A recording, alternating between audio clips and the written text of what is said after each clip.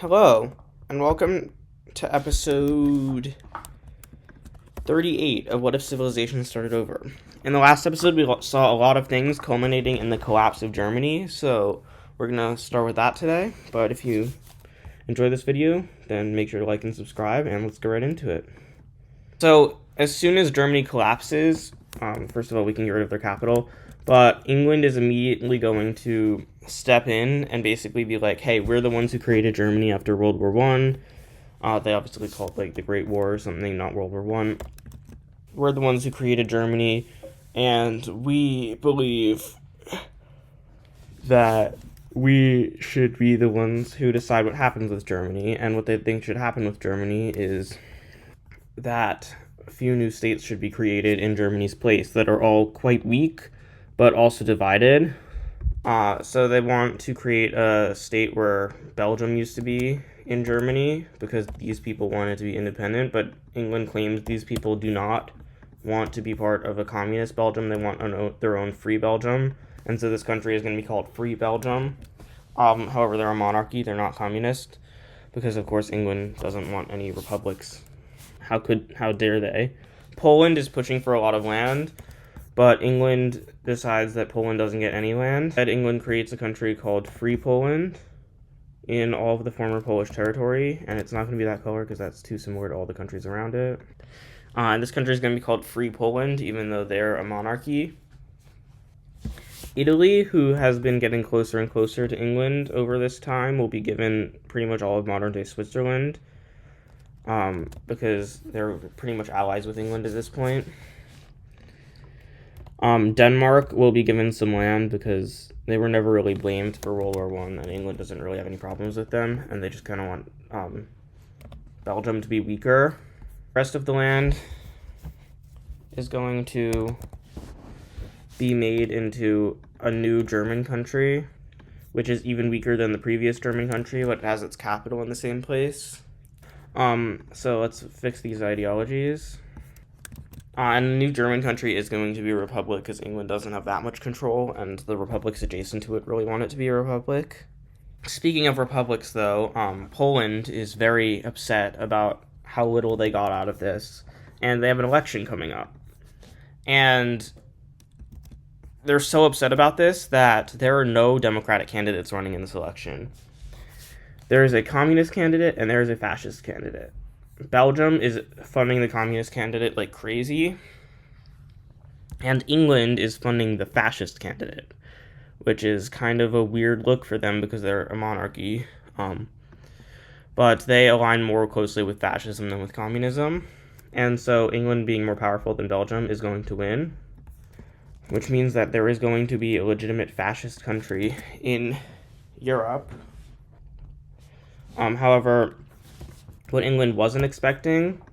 However, right after the whole German thing happens, and pretty much during the Polish elections, a new thing is going to sweep across the world, which is a Great Depression, as the British stock markets are going to just completely collapse, partially due to the collapse of Germany and partially due to just, random capitalist reasons. But they completely collapse, and it sends the world into a Great Depression, and a lot of countries are just not going to be able to handle this Great Depression. One of the first countries to fall to the Great Depression is going to be this Chinese country right here, as they will request integration into China, and China will deny them, and they will collapse into civil war, with a new faction over here demanding. These guys want a republic, and another faction will pop up, and this one will pop up over here, and it'll also encompass the capital, and these guys want a dictatorship, and they're actually a coalition of communists and fascists who just really don't want the current government or the Republican government to win, and the current government really doesn't want these guys to win, so they invite the Republicans to kind of take over the country. However, the fascists/communists will be very effective because they're like very ideologically motivated, and they will start seizing territories including invading into the Japanese land and Chinese land, as they don't really care about these borders, whereas most other countries do, so they also invade into a little bit of Siberian territory. Japan doesn't even notice that this is happening. China also doesn't notice, and this is kind of because of the Great Depression. But they'll capture this city, and at this point, the Republican movement is kind of dead, as the dictatorial movement takes over the country. However, the dictatorial movement then quickly splits. The main government seems to be heading more in a fascist direction, and communists start to pop up throughout the countryside, as well as across the Siberian border.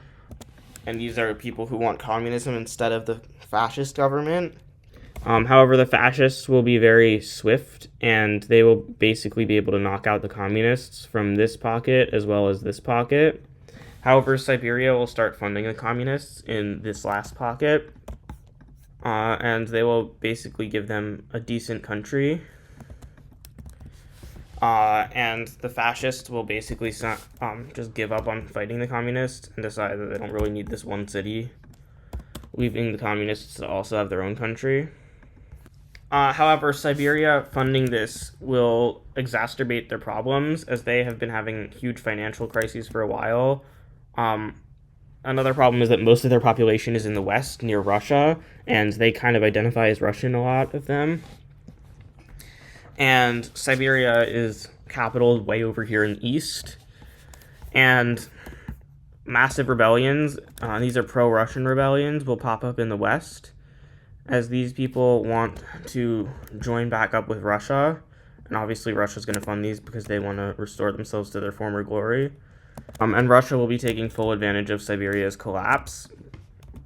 However, Siberia is not just going to collapse into this, as the reason they were funding the communists is because there are communists throughout most of their core territory. And so although they are a monarchy, their king is very sympathetic to communists, and he will actually decide that it's time for the socialist revolution or whatever, and fully become communist. But that leads to most of the rest of the land rebelling, which is why I'm going to keep it as orange. The only land that actually really changes is the land around Lake Baikal, where the capital is. And so now there's a bunch of people who don't really have a country.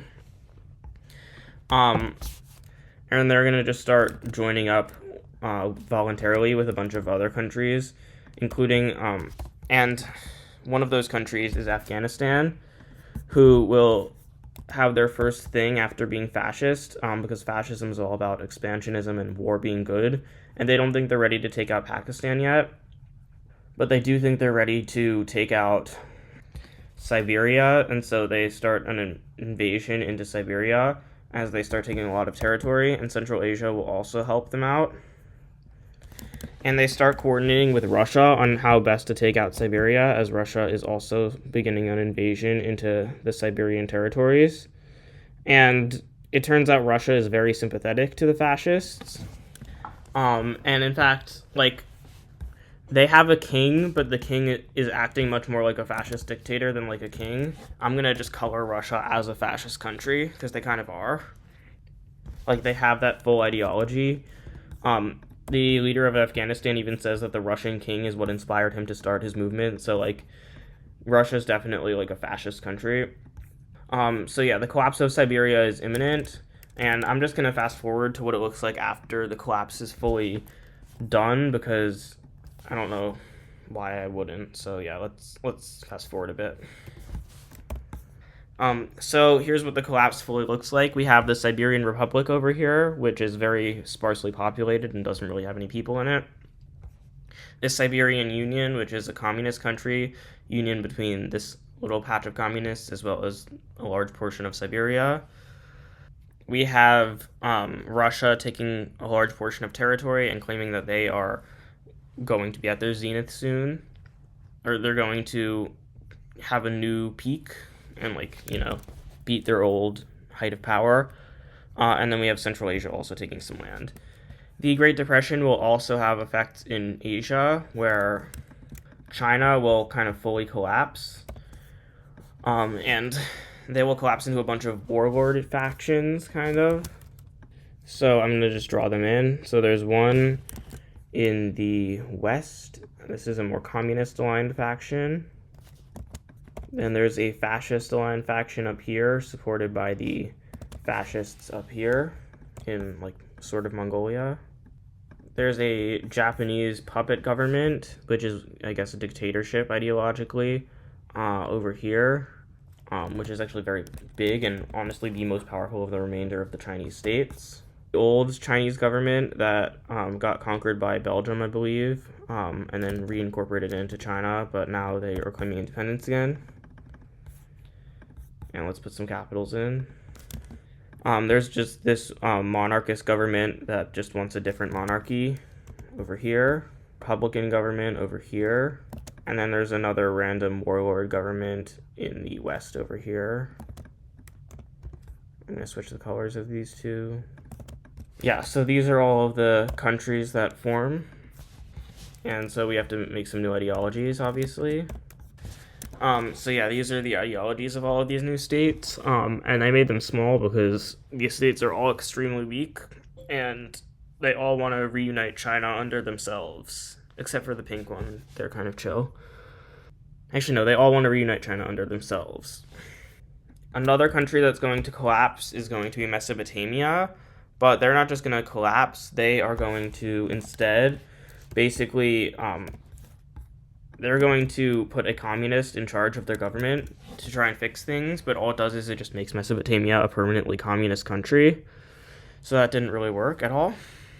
In the Americas, things are going much better because they weren't nearly as reliant on the British stock market. However, the US will be forced to give independence to a new Texan country, which is basically the old Mexican country that was here like 2 episodes ago. And they just need to do this because they can't afford to fund this region.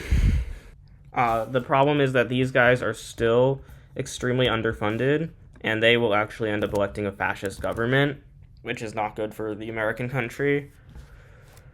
And even worse is that the Californian country will be pushed to elect a communist government, as the Americas are starting to heat up.